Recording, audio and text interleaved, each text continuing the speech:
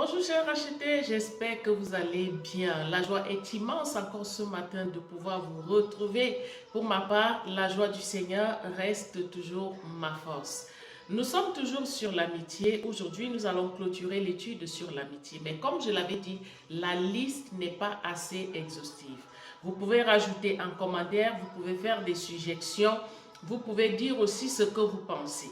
Alors aujourd'hui, nous allons voir cette parole de 1 Corinthiens 13 au verset 13 qui dit quoi? Ici c'est l'apôtre Paul qui parle, il dit: maintenant donc ces trois choses demeurent, la foi, l'espérance, l'amour, mais la plus grande de ces choses c'est l'amour.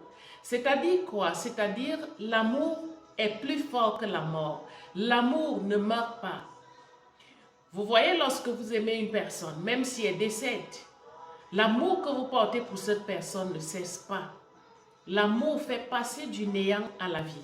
La preuve, le Seigneur a donné son Fils unique pour venir mourir à la croix pour nous parce qu'il nous aime. C'est grâce à cet amour que nous sommes là. Alors, on peut se poser la question, mais qu'est-ce qui se passe lorsque, par exemple, une amitié meurt? Il peut arriver que tu marches avec une personne, que tu prennes une personne en amitié et qu'à un certain moment, vous ne partagez plus la même vision, vous ne voyez plus les choses de la même manière et vous vous sentez dans l'obligation de vous séparer. Lorsque cette amitié meurt, qu'est-ce qui se passe par la suite? Qu'est-ce qui se passe après le décès d'une amitié, si je peux le dire ainsi? Pour répondre à cette question, nous allons d'abord voir les bénéfices de l'amitié. Qu'est-ce que l'amitié nous apporte?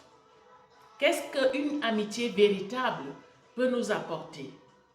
Et nous allons voir cela dans le livre de 2 Samuel 9. Nous sommes sur l'histoire de David et Jonathan. J'avais déjà abordé cette histoire dans les vidéos précédentes. Jonathan qui était le fils de Saül et David qui venait prendre la royauté, que le Seigneur avait choisi pour prendre la relève parce qu'il avait déjà rejeté Saül. Et de là, Saül va commencer à combattre David et Jonathan qui va prendre ce même David que son père combat en amitié. Bien aimé, cette histoire, c'est une histoire qui devrait nous enseigner. Pourquoi? Parce qu'en réalité, c'est comme ça que Dieu a créé l'amitié. C'est comme ça que Dieu voit l'amitié. Jonathan décède, avec son père aussi qui décède, mais Jonathan va laisser un fils, Méphibosheth. Celui-ci a une nourrice et pendant qu'ils étaient en train de fuir la guerre, parce que c'était des guerres perpétuelles, et celui-ci va avoir une fracture, il va tomber entre les mains de sa nourrice et il se retrouve infirme, il se retrouve avec des pieds qui ne peuvent même plus tenir debout. Il vit dans la misère totale parce que son père est décédé.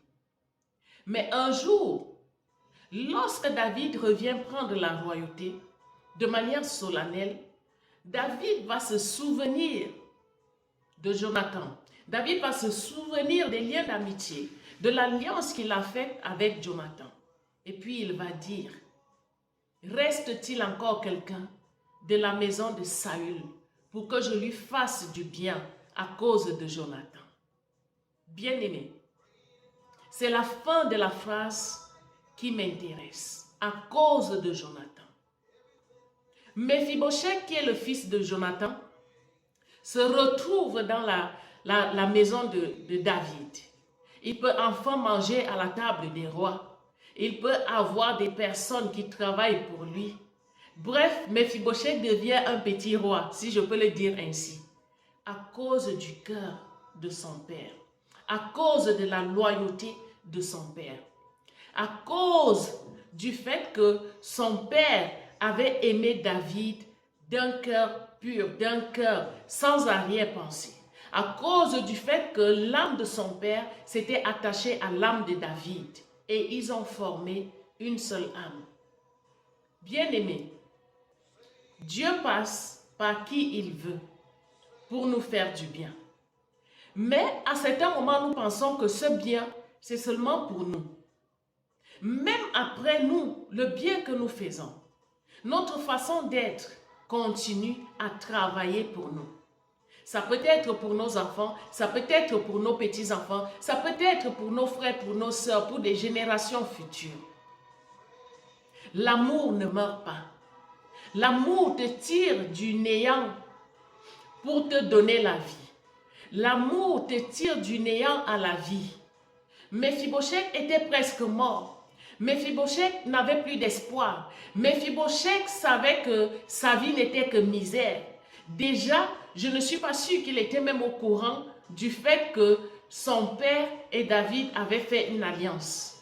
Mais un jour, le Dieu du souvenir, le Dieu qui se souvient des cœurs purs, le Dieu qui se souvient des cœurs sincères, va toucher le cœur de David. Il va lui rappeler que tu avais tissé une alliance. Tu avais un ami qui a été tellement bon envers toi. Il est temps que tu te souviennes de son fils.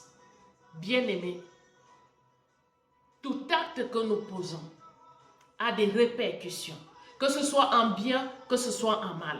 Tout acte que nous posons pèse sur nous, que ce soit en bien, que ce soit en mal. Ça, c'est une véritable amitié. Ça, c'est une amitié sincère. Ça, c'est une amitié où les gens se sont donnés. Ça, c'est une amitié où les gens se sont livrés sans calcul. Ça, c'est une amitié où les gens se sont donnés sans chercher à savoir ce qu'ils vont gagner ou ce qu'ils ne vont pas gagner.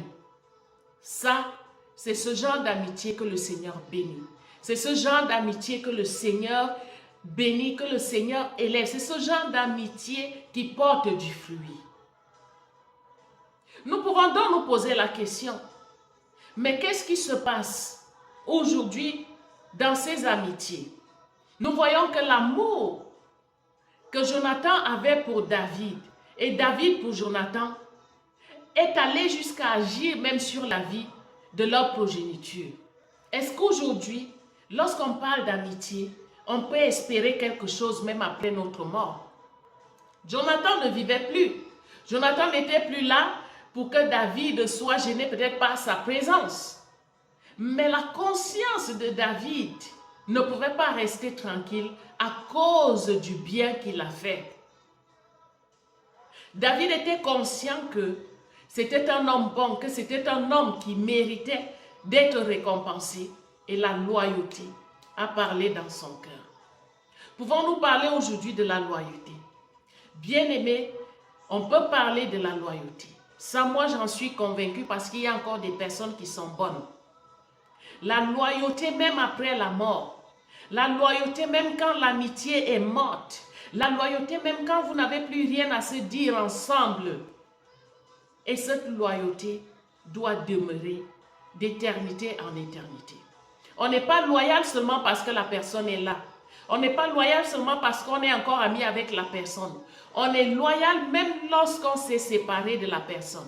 Et cette loyauté va jusqu'au point où même ce que vous avez partagé, même vos conversations, vos secrets, tu n'as pas le droit d'aller dire, d'aller trahir.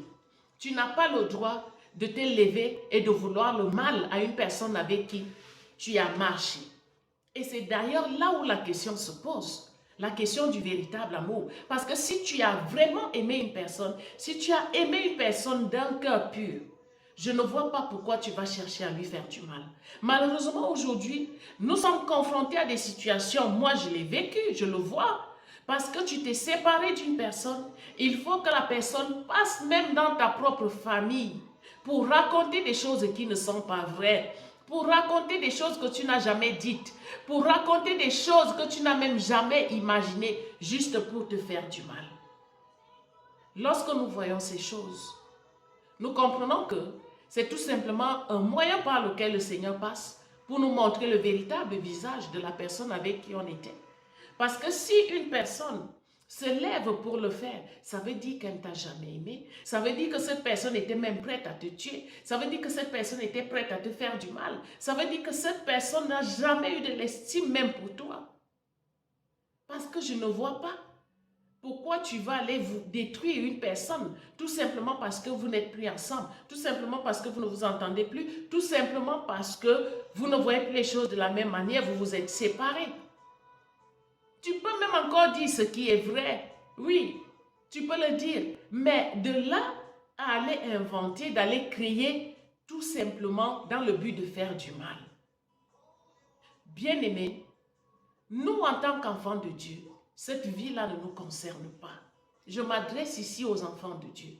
Même après la séparation, la loyauté doit exister. Même après la séparation, la loyauté doit régner. Lorsque tu as vécu avec une personne, lorsque tu as partagé des choses avec une personne, la loyauté doit demeurer jusqu'à l'éternité. Et nous avons aussi cette obligation de l'amour qui ne meurt pas. La mort n'arrête pas l'amour. L'amour est même plus fort que la mort. Mais comment est-ce qu'une personne avec qui tu as cheminé pendant des années, une personne que tu prétends avoir aimé, peut laisser par exemple sa progéniture, peut-être sa femme, sa famille, et dès que cette personne meurt, toi, tu n'as plus le temps même de ceux qui sont restés. Je pense que si l'amour est véritable, à travers même ses enfants qu'il a laissés, tu vois cette personne. À travers son époux, son épouse, tu vois cette personne. Et le fait qu'il soit là, c'est comme si c'est cette même personne qui est là avec toi. On peut donc conclure qu'aujourd'hui, nous aimons du bout des lèvres. On peut donc... Bien-aimé, sois sincère dans tout ce que tu fais.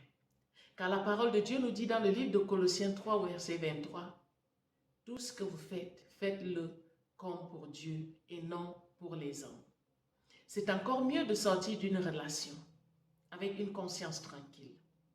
D'ailleurs, tout acte que nous posons, nous aurons des comptes à rendre à Dieu. Tout acte que nous posons a des répercussions sur nos vies, sur notre progéniture, sur notre famille, que ce soit en bien ou en mal. Alors, attelle-toi à faire du bien. Attelle-toi à faire ce qui est juste. Attelle-toi à être sincère dans tes relations. J'espère que tu as été béni par cette parole. Mon nom est MMW. N'hésite pas à t'abonner et à activer la cloche des notifications. Partage aussi pour édifier une vie. À très bientôt.